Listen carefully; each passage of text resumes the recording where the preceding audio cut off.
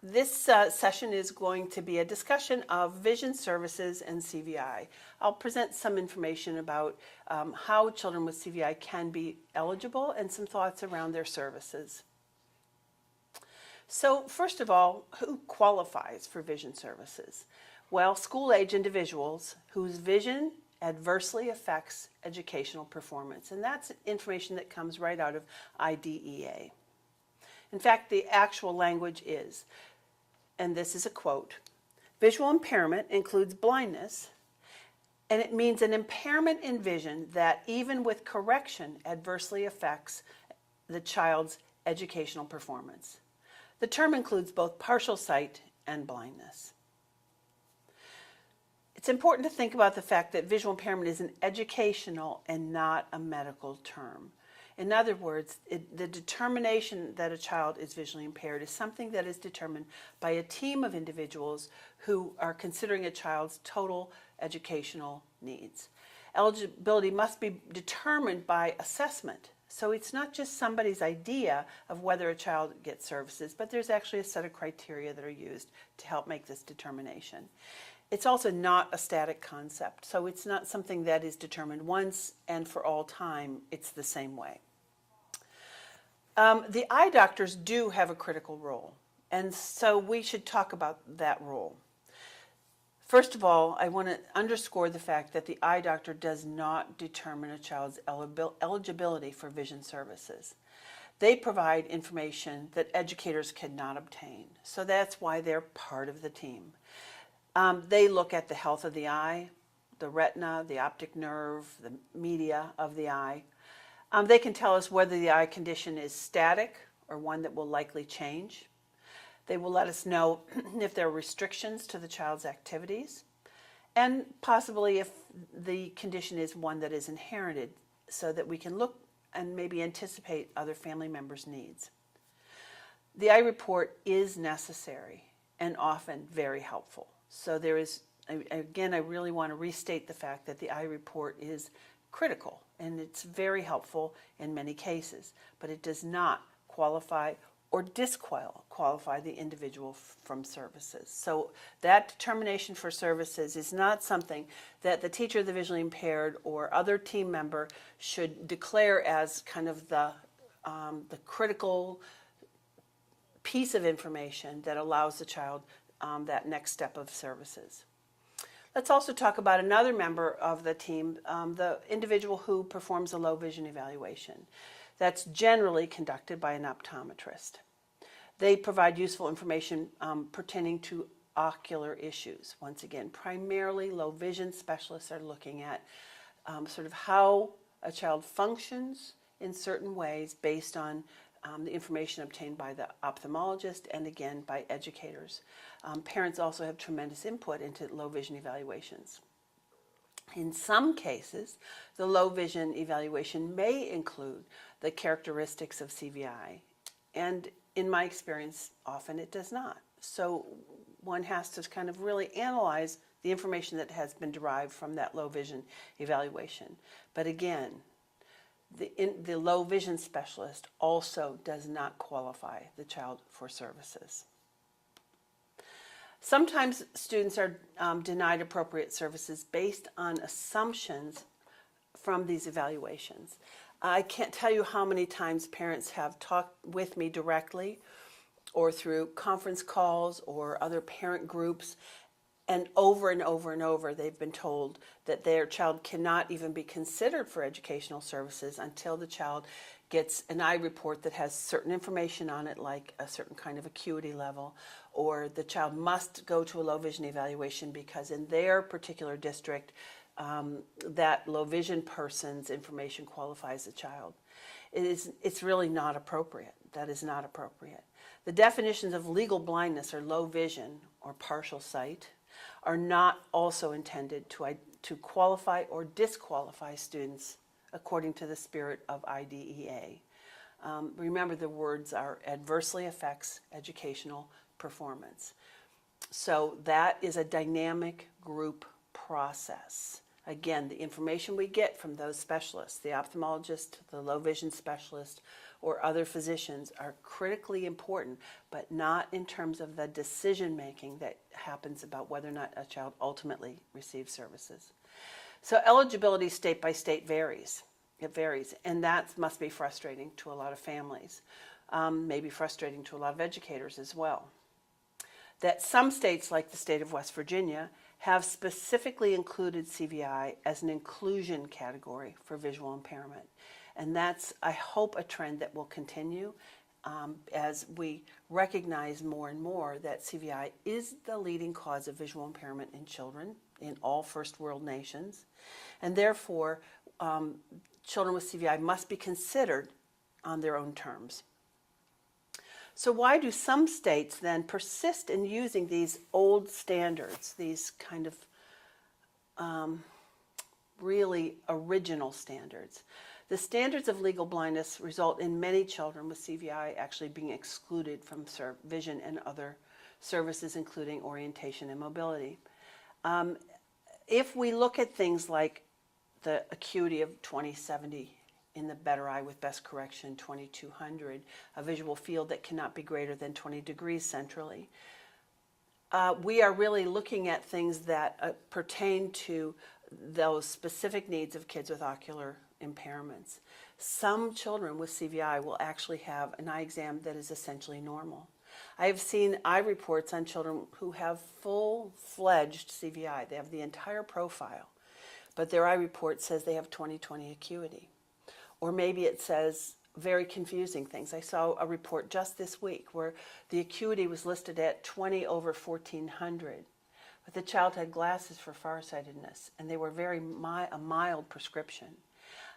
There's often, even if you attempt as a vision educator to try to interpret some of this information, I think you'll find yourself to be a little bit stumped. And there's a reason I think we get stumped, because when it comes to a child with CVI, the rules again are different. So eligibility, let's step back for a moment and talk about what the role of the teacher of the visually impaired is relative to eligibility. First, that teacher of the visually impaired receives a referral. And as we know, the referrals can come from anyone. They can come from a bus driver, a parent, a teacher, the art teacher, the principal. It can come from any source. The teacher of the visually impaired is then mandated to receive permission. That permission to evaluate will then also include the possibility of obtaining records, all the records that help us put the pieces of information together. The teacher of the visually impaired generally interviews the parent, the teacher, the paraeducator, or anyone who can describe that child's visual concerns or behaviors. And then the teacher of the visually impaired does the critical thing that is intrinsic to the role of eligibility, and that is to conduct a functional vision evaluation. This is really, this assessment that the teacher of the visually impaired performs is really the critical piece that will help the team decide whether this child's vision is adversely affecting educational performance. So there are really two choices. When the teacher of the visually impaired gets to that part of the referral process where the referral comes in, the permissions are granted, the records have been reviewed, the discussions with teachers and parents have occurred, then the teacher of the visually impaired stands at a point where they have to make a choice. And based on the information they've obtained, the choice is, do I conduct a functional vision evaluation that is for a child with ocular issues, follow that protocol, or do I select the protocol that is really focuses more on the child who has CVI? So just to clarify, the functional vision evaluation or assessment for children with ocular issues contains a number of components that I think most vision educators will be familiar with. Those things include near and distance acuity. Now, the teacher of the visually impaired has tools that they can use to look at that, but they'll also look at the reports they've obtained from the eye doctors. They'll look at visual field function to see if there's, in the case of some eye conditions like glaucoma, an associated field loss. They'll look at eye movements, motility, light in terms of the position of the light, the type of light, the intensity of the light, because many eye issues or ocular issues are associated with the need for more light or the reduction of light accordingly. They may look at contrast sensitivity. They will use this information to determine print size. They will look at a continuous reading versus single symbol assessment to see how the child uses their vision dynamically for certain tasks like reading. And they may look at light-dark adaptation. These are all things that are associated with the needs and the protocol, the procedures for a functional vision assessment for children with eye disorders. If the teacher of the visually impaired determines that this child meets the criteria for as a child with CVI, they will then select a different functional vision assessment. And this functional vision assessment should be one that now looks at the core issues related to children with CVI.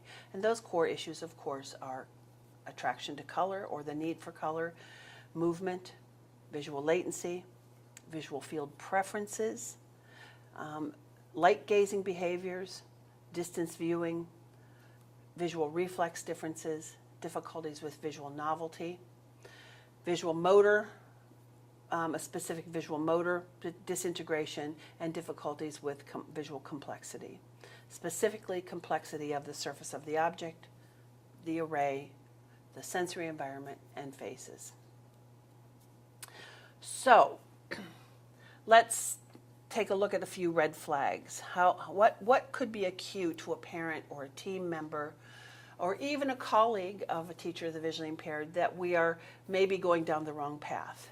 So I'm going to suggest a few red flags. And red flag number 1 pertains to the thing we just talked about. Has the teacher of the visually impaired selected the correct assessment? I frequently tell this story that when I was a young teacher of the visually impaired myself, I found the process of conducting functional vision assessments something that was really interesting, and I loved doing them. I thought, this is the richest thing I can contribute to the team. So I really never hesitated to do it. But when I approached those kids in classrooms or other settings who were just staring at the lights or staring off in space, who didn't look at faces and so forth, before we really knew much about CVI, I would perform a functional vision assessment with those children as well, and I used the traditional functional vision assessment for kids with ocular. That's all I knew to use. And I would go through my assessment procedures and I would write down what I thought were the results, and after I was finished with that process and met with the team, I really was stuck in terms of knowing what to suggest to help support this child educationally.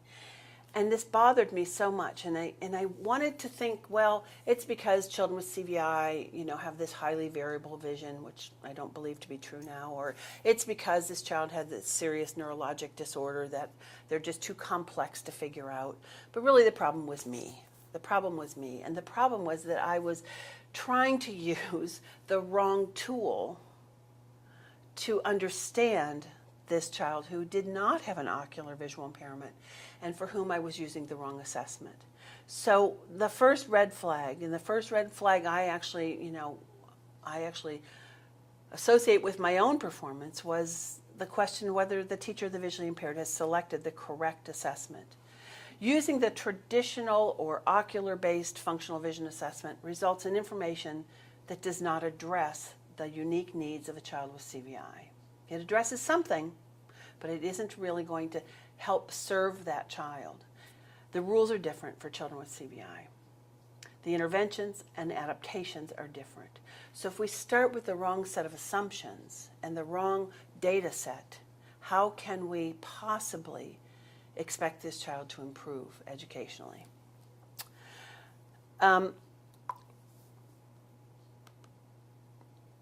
So services and interventions for CVI, again, are not a therapy, it is an approach. So once I use the correct functional vision assessment, I have to then think about, and in my case, develop the CVI range, which helps me determine the degree of effective CVI in a 0 to 10 scale. And then once I get that score, I think about how I can apply this information across the child's day. It is an overlay of adaptations, some direct assessment, some modifications to materials, instruction, and the settings or environments of the day. It's important to remember that frequency of use of vision is important. So if the functional vision assessment is inappropriate, the plan that follows it is very much at risk.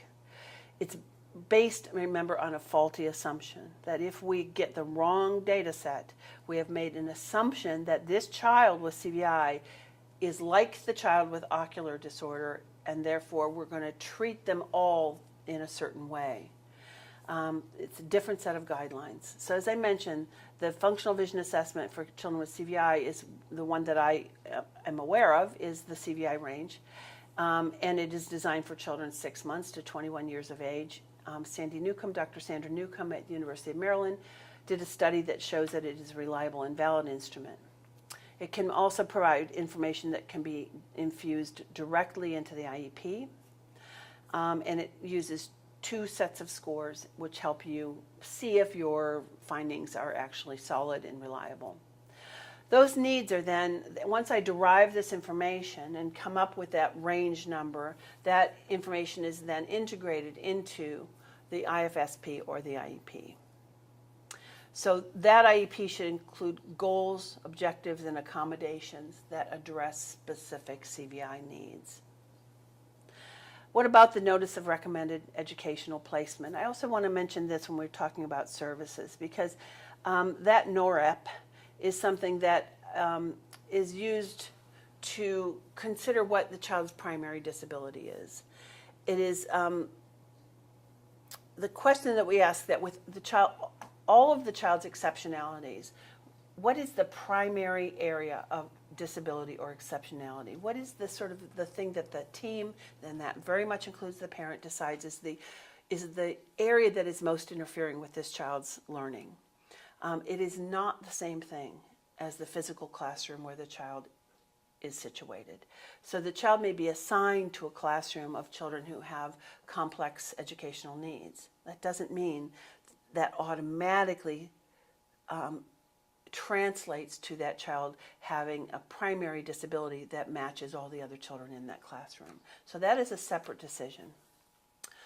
For children with CVI, frequently when I ask a parent, what do you think your child's primary issue is?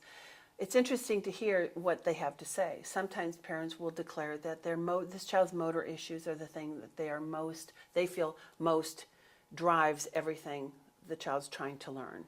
That's infrequent, by the way. Sometimes they identify communication as the thing that seems to be a giant interference in this child's ability to gather and use information. But most of the time, parents tell me it's my child's visual impairment, most of the time. Red flag number 2. Does the IEP clearly address the child's CVI needs? Another question that's critical to ask. So program planning is something that can be thought about starting with service delivery models like consultation versus direct service. That there isn't one answer to this, obviously. That this, and that's why I kind of bristle when I become aware of policies in some school districts I've visited where the policy for children with CVI is that they will be seen by a teacher of the visually impaired twice a year, or never more than once a month.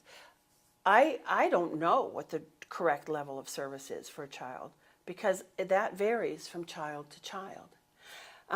So the delivery of services really has to meet the needs of the child. You know, is once a week, once a month, once a semester, once a year adequate? That's a team decision. The teacher of the visually impaired must be a presence and provide leadership, support, modeling, and reassessment. I do know that if the teacher of the visually impaired isn't a critical member of that team in a powerful way, that the team's message about the importance of infusing these visual adaptations sometimes begins to wane. So that is important. I want to just mention an example of how some teachers of the visually impaired have, or some teams have found a way to infuse vision throughout the day, even when the teacher of the visually impaired cannot be there every day, maybe not even every week, to help this happen. So we talk about the schedule and the use of vision across a day. This is an example for one child that a parent shared with me. So for example, the child arrives at 9 o'clock in the morning. The child's task is to remove and hang up his outerwear and his little case or backpack on a designated hook. And that hook or cubby was chosen and labeled by him at the beginning of the year. So we have to think about the complexity of the environment, novelty, other complexity related to faces and so forth. So there's some of the adaptations that were put in place for this one little segment. That a familiar teacher meets this child at the door.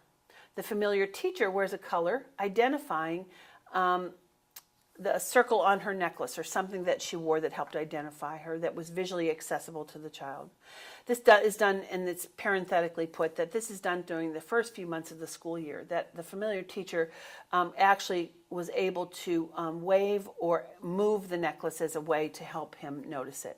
The familiar teacher prepares him for what he's going to see in the classroom that day. So which toy is put out in the play centers and which friends and teachers are present. So there's some advanced organizers and some information around salient features. If needed, the teacher allows this child a few minutes, because of latency, of peeking time into the classroom in order to take in the environment. So I'm going to go to the next slide, show another example. This is another set of adaptations that were just part of the schedule. At 11:45, this child has lunch. He does things like request things, identify food items. He's assigned to a special lunch seat. He uses utensils to feed himself, to cut food with decreasing assistance, and so forth. In order to help support this child's vision, salient features of the lunch are discussed, and all the lunch items being offered are identified. So again, this child might be told, well, you have carrots on your plate, and then describe carrots based on their salient feature. It's a long, sort of tube-shaped vegetable that's bright orange.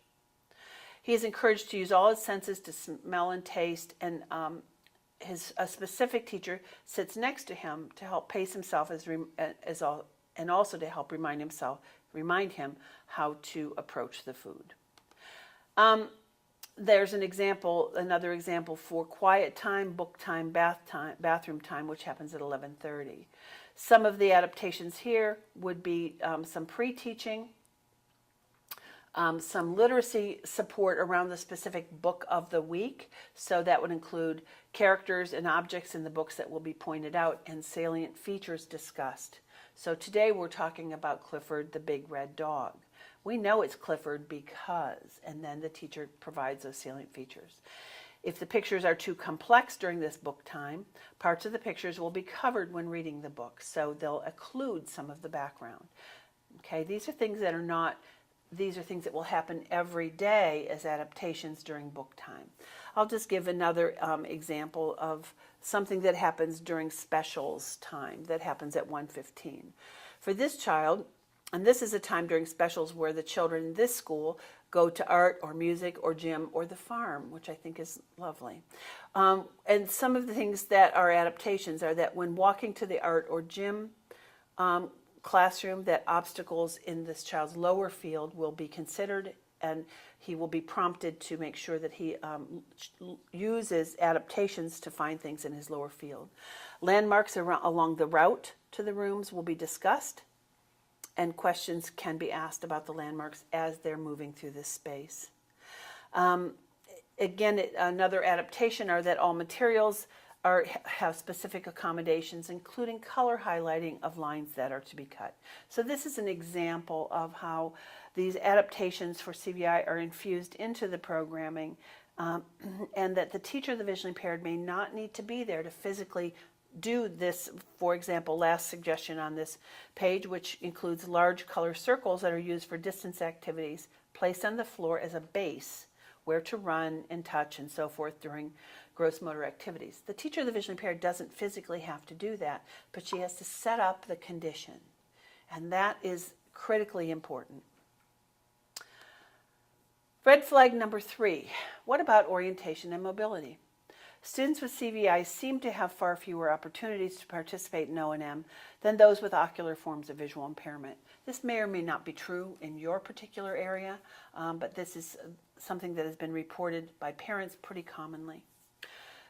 Orientation and mobility is important for kids with CVI because of their great likelihood, the tendency for many children with CVI to have lower visual field issues, that visual complexity, especially in novel environments, plus latency in response, plus distance viewing difficulties, all result in this child having a great need for O&M.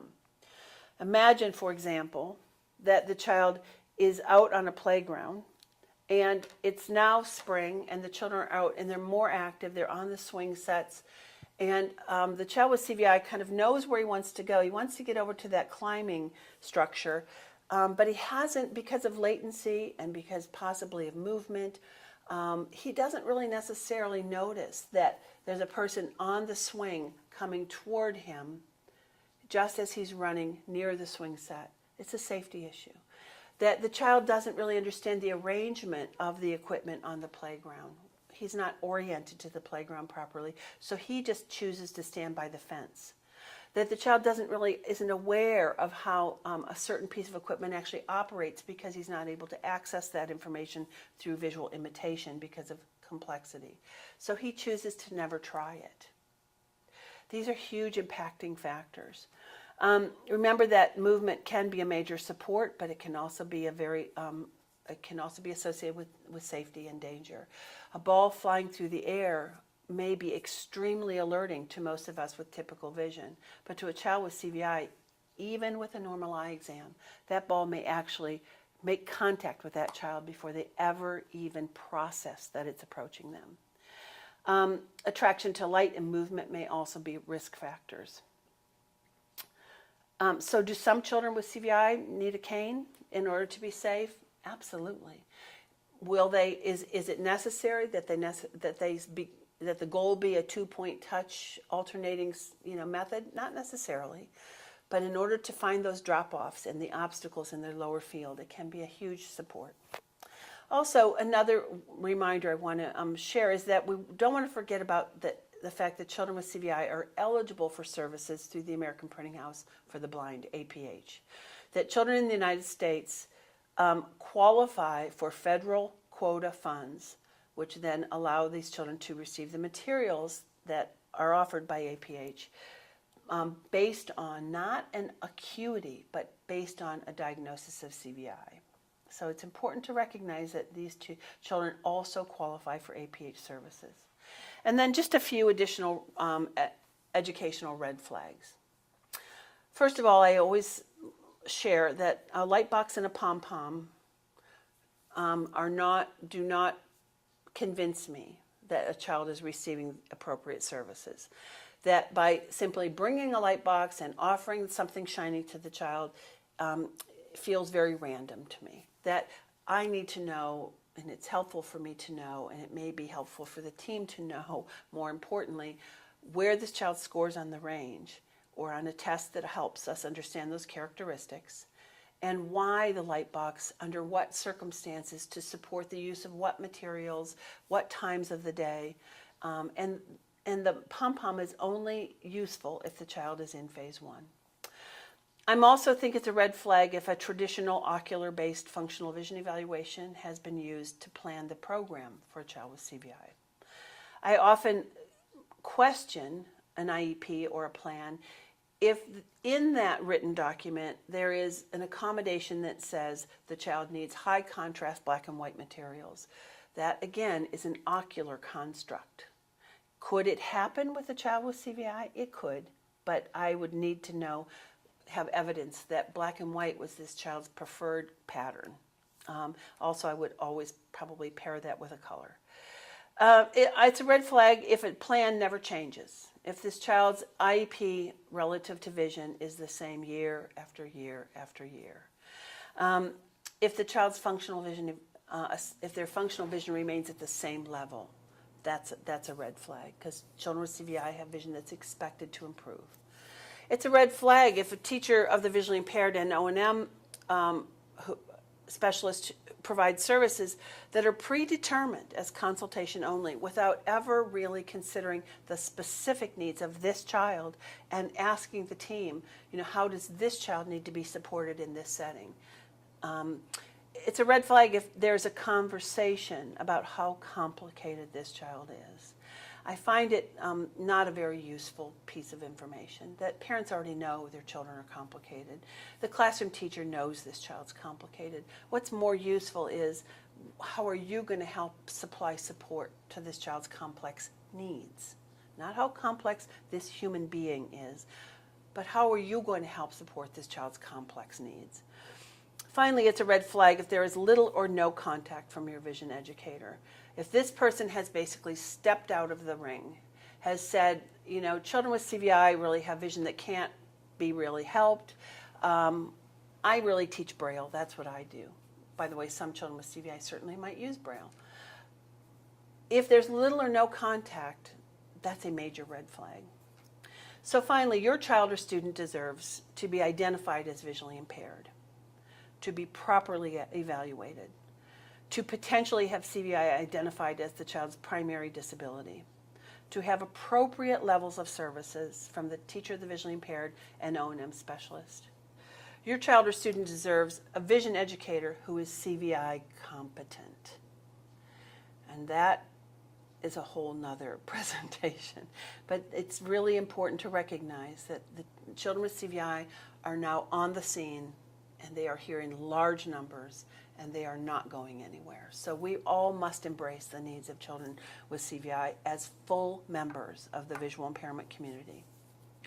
Your child or student deserves an IEP that is driven by the child's educational needs. Your child deserves high educational expectations, an advocate, a champion, somebody who is excited and passionate to meet this student's needs, who is a cheerleader and central to this team, who helps lead the way for this child to be successful. Your child or student deserves a plan that includes literacy. Thank you.